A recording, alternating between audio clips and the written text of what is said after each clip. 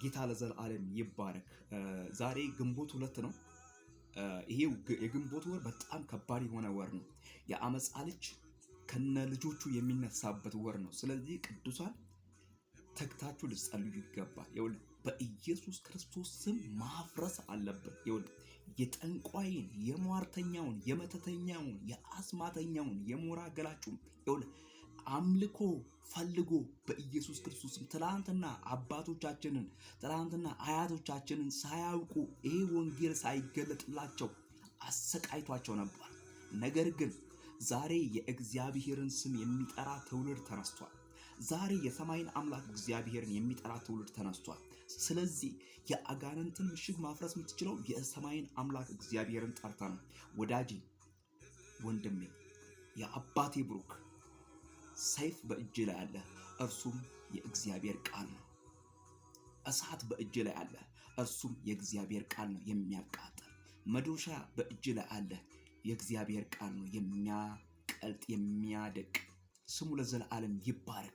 ስለዚህ አባቶቻችን ይህንን ወንጌል ለእኛ ሰጥተውን እኛ ደግሞ ይህንን ወንጌል ልናገለግል መዳን በሌላ በማንም የለም እንድንበት ዘንድ ከሰማይ በታች የተሰጠን ስም ኢየሱስ ነው።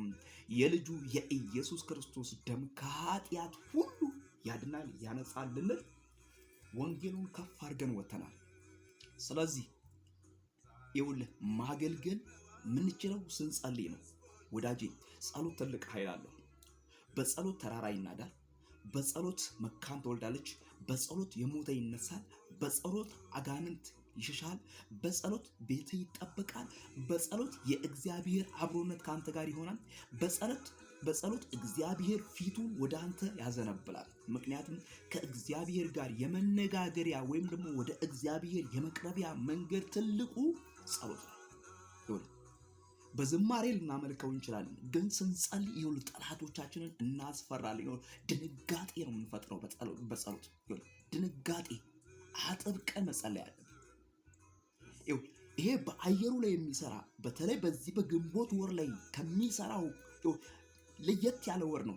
በመናፍስት ዓለም ላይ ትውልድን እየወሰደ በመኪና እየወሰደ ጫካ ውስጥ የሚገለብጠውን የአጋንንትን መንፈስ በእግዚአብሔር ቃል ነው ማሸነፍ የምትችለው። ምክንያቱም የእግዚአብሔር ቃል ብርቱ ነው። የእግዚአብሔር ቃል ኃያል ነው። የእግዚአብሔር ቃል ትልቅ ነው። ስለዚህ ይሄ የእግዚአብሔር ቃል ልብን ይመልሳል። ይሄ የእግዚአብሔር ቃል ከጠላት ኃይል በላይ ነው። ምክንያቱም እግዚአብሔር አምላክ ትልቅ ነው፣ ማንንም አይንቅም። ስለዚህ በፊቱ በጸሎት እንውደቅ። ጌታ ስንጸልይ በር ይከፍታል። ጌታ ስንጸልይ ትውልድን ይሰጣል። ጌታ ስንጸልይ ጠላቶቻችን ይበትንልናል። ጌታ ስንጸልይ እኛን ይባርከናል። ጌታ ስንጸልይ ያሰፋናል። ጌታ ስንጸልይ እድልን ይሰጠናል። ስለዚህ እንጸልይ። የምንተኛበት ጊዜ አይደለም። ይሄ ጊዜ የምንተኛበት ጊዜ አይደለም። ትላንትና በደንብ ተኝተናል፣ ነገም ደግሞ እንተኛለን። መጽሐፍ ቅዱስ ሲናገር እንዲህ ይላል፣ አፈር ነህና ወደ አፈር ትመለሳለህ። እንግዲያውስ አፈር ስትሆን ስለምትተኛ አሁን ላይ መጸለይ። በመንገድ እየሄዳችሁ ጸልዩ፣ አምላካችሁን አውሩ። ወክ እያደረጋችሁ አምላካችሁን አውሩ። ተኝታችሁ አምላካችሁን አውሩት፣ ጸልዩ። የጸለየ ሰው ትልቅ መሳሪያ ነው በቤቱ ያለው። የጸለየ ሰው ትውልድን ያስመልጣል። የጸለየ ሰው ሀገርን ያስመልጣል። የጸለየ ሰው ለነገስታት መፍትሄ ይሆናል። የጸለየ ሰው ለተጨነቀች ነፍስ መፍትሄ ይሆናል። የጸለየ ሰው ለቤተ ክርስቲያን መፍትሄ ይሆናል። የጸለየ ሰው ለሀገር መፍትሄ ይሆናል። የጸለየ ሰው እሱ ብርቱ ነው። ዳዊት ጸልዮ ነው አንበሳና ድብን ከራሱ ያራቀው። ዳዊት ጸልዮ ነው ጎልያድን የጣለው። ዳዊት ጸልዮ ነው ትልቅ ነገር ያደረገው። ዳንኤልም ጸልዮ ነው ከአንበሳ መንጋጋ የተረፈው። ጊዜ ስጡኝ ብሎ ጸሎት ወስዶ ጌታ ኢየሱስ ክርስቶስ የእረፍት ጊዜ የሚባለው ለጌታ ኢየሱስ ክርስቶስ ወደ ተራራ ወጥቶ መጸለይ ነው። ስለዚህ አንተ ዛሬ ካልጸለይክ የትላንትናውን ቃል ነው እንጂ የምትደግመው ምንም ነገር አይሆንም። መድረክ ላይ ልታገለግል ትችላለህ፣ ስትወርድ ግን ባዶ ነው። ከመድረክ ያለፈ አይሆንም። ስትጸልይ ግን በኢየሱስ ክርስቶስ ቤተክርስቲያን ቀድማ አንተ ከመሄድ በፊት እግዚአብሔር ይሄዳል። ስሙ ለዘላለም ይባረክ። ሞገስ ግሬስ የሚባለውን ነገር ታገኘዋለህ። ጌታ ለዘላለም ይባረክ። መስፍን ነኝ።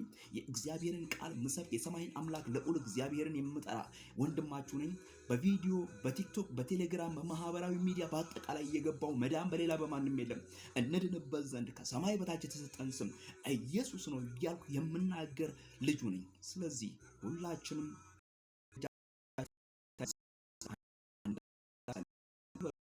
ጌታ ሆይ መስፍንን እርዳው።